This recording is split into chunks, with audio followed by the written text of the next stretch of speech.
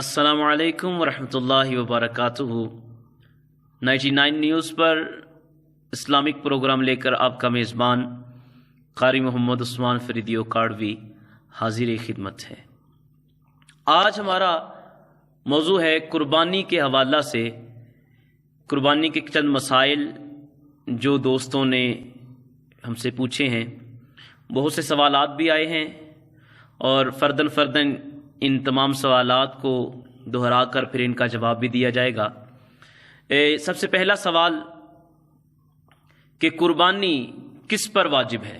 سب سے پہلا سوال ہمیں آیا ہے کہ قربانی کس پر واجب ہے۔ یہ سوال کرنے والے دوست ہیں ملک محمد علی صاحب چکوال سے۔ انہوں نے یہ سوال کیا ہے کہ قربانی کس پر واجب ہے۔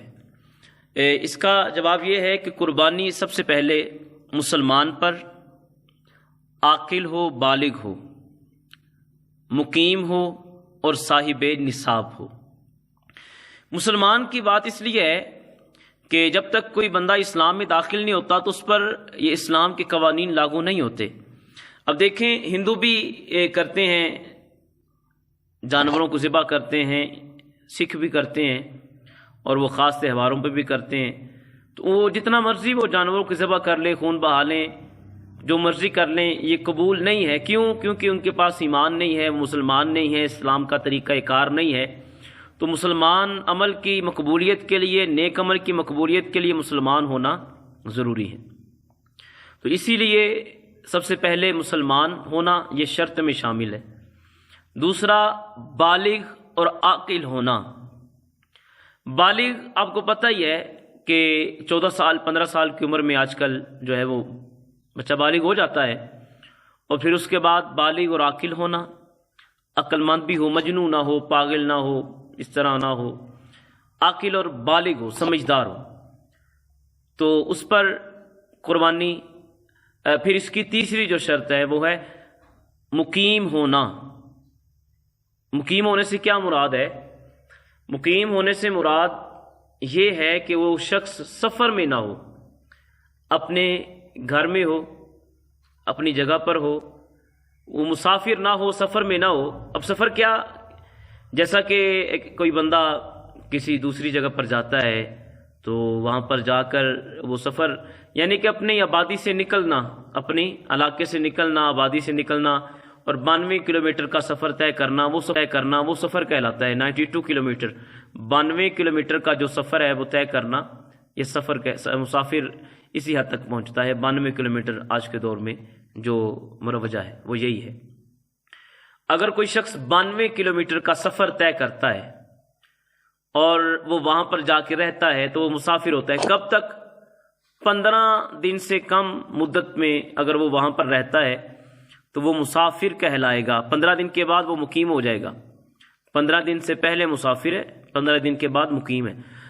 جتنا بھی کوئی امیر ہو، اگر وہ ان دنوں میں، ان 3 دنوں تک وہ سفر میں آ گیا ہے تو اس پر قربانی واجب نہیں ہے۔ تو چوتھی بات کہ صاحب نصاب ہونا۔ اب یہاں پر ایک سوال میں عرض کرتا ہے، جو سوال ایک ہے کہ قربانی کا نصاب کیا ہے، اس کی کتنی مقدار ہے۔ تو اسی سوال کے ساتھ یہ سوال بھی آیا ہے۔ تو اس کا جواب یہ ہے کہ قربانی کا جو نصاب ہے، جیسا کہ اس کا نصاب ہے نا زکوٰۃ کا، 7.5 تولے چاندی اور 7.5 تولے سونا اور 52.5 تولہ چاندی، یہ ہو یا اس کی قیمت ہو۔ اور زکوٰۃ میں تو شرط ہے نا کہ یہ چیزیں جو ہیں وہ اس پر سال گزرے مال پر تو پھر زکوٰۃ واجب اور فرض ہوتی ہے۔ لیکن نہیں، یہاں پر اس کا واجب ہونا یہاں اس لیے ہے، یہاں پر تھوڑا سا مختلف عمل یہ ہے کہ وہاں پر مال پر سال گزر جائے تب واجب ہوتا ہے، لیکن یہاں پر سال گزرنا ضروری نہیں ہے۔ یہاں پر جب آپ کے پاس مال آ گیا ان 3 دنوں میں تو آپ پر قربانی واجب ہے، اس میں سال گزرنا نہیں ہے۔ ہاں، 52.5 تولے چاندی جو ہے وہ یا اس کی قیمت آپ حساب لگائیں آج کے دور میں کتنی، غالباً اگر 1500 روپے تولہ چاندی ہے تو 1500 میں سے اگر تولہ ہے تو یہی کوئی 75-80 ہزار روپے کا جو ہے نا وہ بنے گی 52 تولے 52.5 تولے چاندی. اگر کسی کے پاس اتنے پیسے ہیں تو وہ اس پر قربانی واجب ہے. اب دیکھیں، اب اس میں ضرورت اصلیہ بھی ہے. ضرورت اصلیہ، یہ ضرورت اصلیہ کیا چیز ہے؟ یعنی کہ آپ کے پاس جتنی بھی چیزیں ہیں، ضرورت کی چیزیں، ان ضرورت کی چیزوں کے علاوہ جتنا آپ کے پاس مال ہے، ان تمام مال کو گن کر اگر اس کی قیمت 52.5 تولہ چاندی کی مقدار کے برابر یا اس کی قیمت کے برابر ہوتی ہے تو پھر آپ پر قربانی واجب ہے. اب دیکھیں گھر کی جتنی بھی، اب اس میں یہ نہیں ہے کہ بس یہ جو مال پڑا ہے یہی نہیں، گھر میں جتنی بھی چیزیں مال اصلیہ کے علاوہ ہے، یعنی کہ آپ کے اس اصل مال جو آپ کے زیر استعمال ہے اس کے علاوہ ہے. مثال کے طور پہ گھر میں برتن ہیں، آپ کے استعمال کے علاوہ برتن پڑے ہیں، وہ برتن، پھر اس کے بعد اور بھی جتنی چیزیں ہیں وہ ساری چیزیں،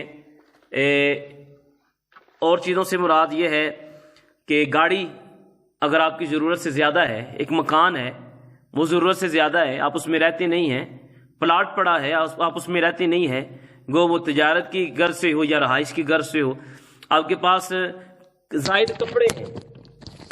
کپڑے ہیں کہ وہ کپڑے اگر آپ کے پاس زائد ہیں اور وہ پڑے ہوئے ہیں اور آپ کے اس کی قیمت اتنی بن جاتی ہے، یعنی کہ ساری چیزیں کاؤنٹ کرنی پڑے گی کہ آپ کے گھر میں کیا کیا چیز آپ کی جو ضرورت سے زیادہ ہے آپ اس کو استعمال نہیں کرتے.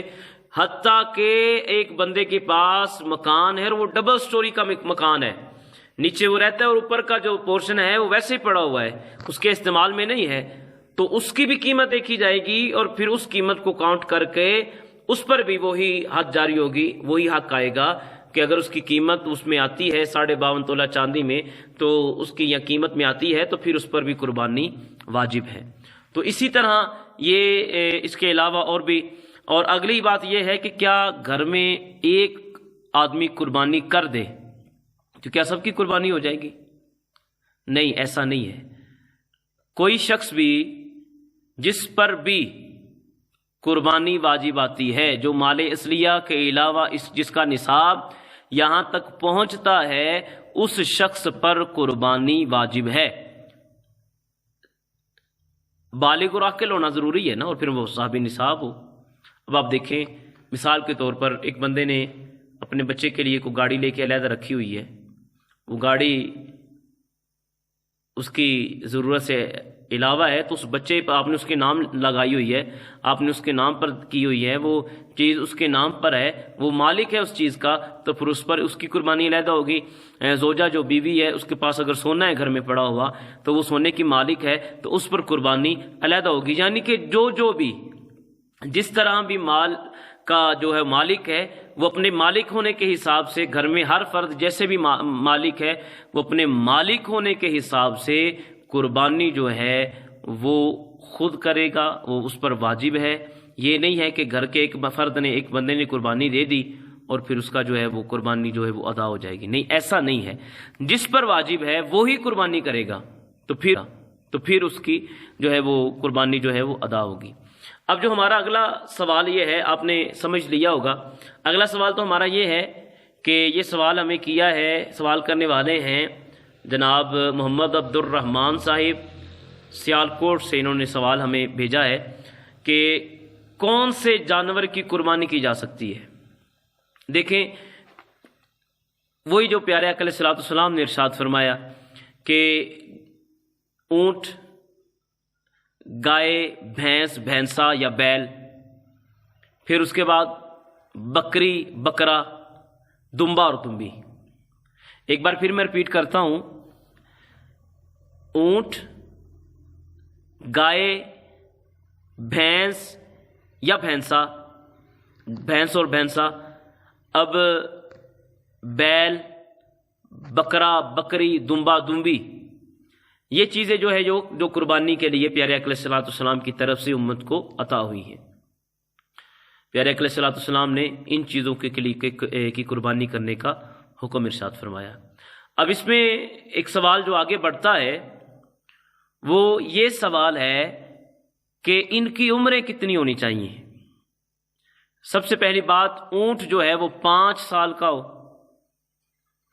جو گائے، بھینس، بھینسا، بیل 2 سال، بکرا اور بکری 1 سال، اور پھر دمبا اور دمبی یہ بھی 1 سال ہی ہے، لیکن علماء فرماتے ہیں کہ 6 ماہ کی عمر ہو اور وہ دور دور سے دیکھنے میں 1 سال کا لگے، یعنی کہ اگر اسے آپ 1 سال کے دمبوں میں چھوڑ دیں اور وہ 1 سال کا لگے، کوئی فرق محسوس نہ ہو، تو اس کی قربانی بھی جائز ہے۔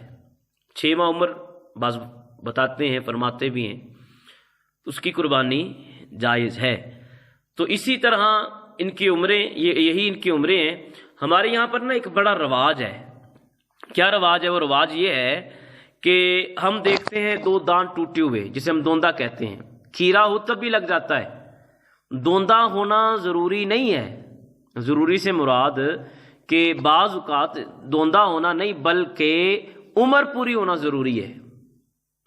عمر اس کی پوری ہونا ضروری ہے۔ اگر کوئی ایسا جانور ہے کہ جس کی عمر پوری نہ ہو اور اس کے دانت گر گئے ہوں، یا ہمارے تو آج کل ایسے ماسٹر ہیں جو دانت خود ہی توڑ دیتے ہیں منڈی میں، اس کی عمر پوری ہو اور جانور کا 1 دن بھی کم ہو، بکرا بکری 1 سال، 1 سال سے 1 دن بھی کم نہیں، گائے، بھینس، بھینسا اور بیل 2 سال، 2 سال سے 1 دن بھی کم نہیں، اونٹ 5 سال، 5 سال سے 1 دن بھی کم نہیں۔ ہمیں یہ کس قدر بات مشہور ہے، کس قدر مشہور ہے کہ بکرا اور بکری اور جانور اگر 7 بندے گواہی دے دیں، 7 بندوں کو لگے کہ یہ جانور 1 سال کا پورا ہے، تو پھر اس بندے پر جو ہے وہ جو جانور ہے وہ قربانی کے لیے موزوں ہے، وہ قربانی پہ لگ سکتا ہے۔ حالانکہ ایسا کوئی مسئلہ نہیں ہے، 1 دن بھی کم ہو تو جانور قربانی پر نہیں لگے گا۔ یہ شرعی طور پر مسئلہ ہے، اس پر غور کیجئے، ان مسائل کی طرف توجہ کیجئے۔ اگر آپ توجہ کریں گے تو پھر یہ تمام عمل جو ہیں وہ صحیح اللہ رب العزت کی بارگاہ میں ہو سکیں گے، اور اس کا اجر و ثواب صحیح طور پر ملے گا۔ اب اس کے بعد ایک اور چیز بڑی لوگ کہتے ہیں، بعض کہتے ہیں، اور ایک حدیث پاک کے بنا پر کہا جاتا ہے کہ اونٹ کے جو ہے نا وہ 10 حصے ہیں، حالانکہ اونٹ کے 10 حصے نہیں۔ اب یہ سوال پیدا ہوتا ہے کہ ان کے حصے کتنے ہوں۔ اونٹ، گائے، بھینس، بھینسا اور بیل، ان کے 7 حصے ہیں، یعنی کہ 7 لوگ ان میں شریک ہو سکتے ہیں اپنی اپنی قربانی کے لیے، ان میں 7 لوگ شریک ہو سکتے ہیں۔ اب دوسرا جو بکرا بکری، یہ ایک ہی حصہ ہے، بکرا بھی ایک حصہ ہے، بکری بھی ایک حصہ ہے، دمبا بھی ایک حصہ ہے، دمبی بھی ایک حصہ ہے، یہ ایک بندے کی طرف سے قربانی ہوگی۔ اور جو اونٹ ہے اس کے بھی 7 ہی حصے ہوں گے، 10 حصے نہیں ہیں، جیسا کہ حدیث پاک میں غالباً مسلم شریف کے حدیث پاک ہے، پیارے آقا علیہ السلام نے فرمایا تھا کہ اس کے 7 حصے کیے جائیں، اور اونٹ کے 7 حصے کیے گئے تھے۔ تو اونٹ کے 7 حصے ہی ہیں، اگر کوئی بھی شخص 7 سے 8واں حصہ کرے گا تو اس کی قربانی قبول نہیں ہوگی، قربانی اس کی نہیں ہوگی۔ کیوں نہیں ہوگی؟ کیونکہ پیارے آقا علیہ السلام نے 7 حصے ہی مقرر کیے ہیں۔ اگر کوئی شخص 7 حصے، ایک حصے میں 2 شخص شامل نہیں ہو سکتے، جیسے کہ ایک بکرا ہے، 2 بھائی مل کے کہتے ہیں جی میں اسے خریدتا ہوں، یہ بکرا خرید کر ہم دونوں بھائی پیسے ڈال لیتے ہیں تو ہم دونوں کی قربانی ہو جائے گی، حالانکہ ایسا نہیں ہو سکتا، دونوں کی قربانی نہیں ہوتی۔ بلکہ کیسے، کیا مسئلہ ہے؟ مسئلہ یہ ہے کہ ایک شخص ہی اس کی قربانی کرے گا، بکرے کی ایک ہی، 2 پیسے ڈال کر ایک کی طرف منسوب کر سکتے ہیں کہ میرے بڑے بھائی کی طرف سے ہے یا چھوٹے بھائی کی طرف سے ہے، منسوب ایک سے کی جا سکتی ہے، لیکن 2 بندوں کے ساتھ اصل میں ہے منسوب کرنا، 2 بندوں کے ساتھ منسوب نہیں کی جا سکتی۔ اسی طرح اونٹ کے 7 حصے، گائے، بھینس، بیل کے، بھینسے کے بھی 7 حصے ہی ہیں، کوئی اس میں 8واں حصہ نہیں ہو سکتا، ایک حصے میں 2 لوگ شامل نہیں ہو سکتے، اس میں نیت کا بھی بڑا عمل دخل ہے۔ اور بعض اوقات اگر نیت قربانی کی نہ ہو تو قربانی جو ہے وہ باقیوں کی نیت پر بھی اس کا اثر پڑتا ہے۔ مثال کے طور پہ ایک بندے کے نے بیل کرنا ہے اور اس کے 7 حصے ہیں، ایک شخص آتا ہے تو آ کے کہتا ہے جی ایک حصہ کم ہو رہا ہے، تو آپ اس میں حصہ ڈال لیں۔ وہ دوسرا بندہ کہتا ہے جی حصہ اس میں چلے، میں نے تو بکرے کرنے تھے، وہ قربانی کے لیے کر لیتا ہوں، یہ میں گھر میں گوشت رکھ لوں گا۔ اگر اس نے یہ بات کی کہ میں گھر میں گوشت رکھ لوں گا اور قربانی کی نیت سے نہیں تھا تو قربانی نہیں ہوگی۔ اس کے لیے نیت کا ہونا بہت ضروری ہے کہ یہ قربانی کے لیے جو ہے قربانی کے لیے یہ جو گوشت کیا جا رہا ہے، قربانی کی نیت کرنا بہت ضروری ہے۔ اب اس کے بعد جو سوال پیدا ہوتا ہے کہ یہ تو ان کی عمر بھی ہو گئی، ان کی جو ہے وہ ان کے حصے بھی ہو گئے۔ اب یہاں پر ایک سب سے اہم مسئلہ کہ بہت سارے لوگ کہتے ہیں بھینس کی قربانی نہیں ہوتی، حالانکہ ان کو اس بات کا پتہ نہیں۔ یہ جو بھینس ہے نا، بھینس یہ افریقن گائے ہی سمجھ لیں آپ۔ افریقہ میں جو گائے ہوتی ہیں وہ ہماری ادھر بھینسیں ہوتی ہیں، ادھر گائے، انہیں گائے کہا جاتا ہے۔ یہ ہے گائے کی ایک نسل ہے نا، اسی کے ساتھ ریلیٹڈ ہے نا، تو اس لیے بھینس کی قربانی بھی ہو سکتی ہے، بھینسے کی بھی ہو سکتی ہے، بیل کی قربانی بھی ہو سکتی ہے۔ تو بھینس کی قربانی کرنا جو ہے اگر کوئی کرتا ہے تو اس کو گناہ نہیں ہوتا، اس کی قربانی ہو جاتی ہے۔ تو اس کے علاوہ اور بھی بہت سے مسائل ہیں۔ ہمارے معاشرے میں یہ چیز دیکھی جاتی ہے کہ لوگ جب قربانی کر رہے ہوتے ہیں تو بہت سارے ایسے معاملات کر رہے ہوتے ہیں، جانور کو گردن سے پکڑ کے گرانا، پھر اس کا یہ منکا توڑ دینا، یہ جانور پر ظلم ہے، ایسا عمل نہیں کیا جا سکتا۔ تو کوشش کریں نا کہ اللہ اور اس کے رسول صلی اللہ تعالی علیہ وآلہ وسلم کی پاک بارگاہ میں یہ جو چیزیں پیش کرنی ہیں یہ ان کی سنت کے مطابق پیش کی جائے۔ تو یہ سنت ابراہیمی جو ہے بہت اہم، بڑی اعلیٰ سنت ہے، بڑی اہم سنت ہے۔ تو کوشش کیجئے کہ اگر آپ صاحب نصاب ہیں تو آپ یہ عمل جاری رکھیں، صاحب نصاب ہیں تو آپ پر واجب ہے کہ آپ قربانی کریں۔ اگر آپ قربانی نہیں کریں گے تو اللہ رب العزت کی بارگاہ میں جو ہے وہ بڑی مشکل کا سامنا ہوگا، اللہ کی بارگاہ سے ناراضگی جو ہے وہ ملے گی۔ تو کیوں نہ اللہ کی بارگاہ میں جو ہے وہ ناراضگی ملے گی، تو کیوں نہ اللہ کی بارگاہ میں جو ہے وہ ناراضگی نہ لی جائے، پیارے اقلیت السلام کی سنت پر عمل کیا جائے۔ اب یہاں پر میں ایک بات جو بڑھاتا چلا جاؤں، یہ بات ہے کہ ہمارے معاشرے میں لوگ دین حاصل کرنے کے لیے اتنی تگودو نہیں کرتے جتنی دنیا حاصل کرنے کے لیے کرتے ہیں۔ تو کوشش کیا کریں خود دین حاصل کریں، دین سے محبت کریں اور دین پر عمل کرنے کی کوشش کریں۔ بھینس کی قربانی کا بھی میں نے آپ کو عرض کیا ہے، پھر اس کے بعد قربانی کا نصاب بھی عرض کیا ہے، پھر نصاب کی مقدار بھی عرض کی ہے، پھر قربانی کس پر واجب ہے اور جانوروں کے کیا کیا حصے ہونے چاہیے۔ تو ہمارے جو نا وہ اناڑی کسائی بھی آ جاتے ہیں، دیہڑی دار جو ہوتے ہیں وہ اناڑی کسائی ہوتے ہیں، گوشت ان کو کرنا نہیں آتا، پھر وہ جو گردن پر چھری ہے وہ بھی اس صحیح طریقے سے نہیں پھیرتے۔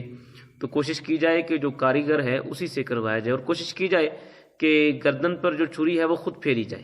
اگر آپ کو پھیرنی آتی ہے تو آپ خود اس پر چھری پھیریں، بسم اللہ اللہ اکبر اللہ اکبر اللہ اکبر کہہ کے۔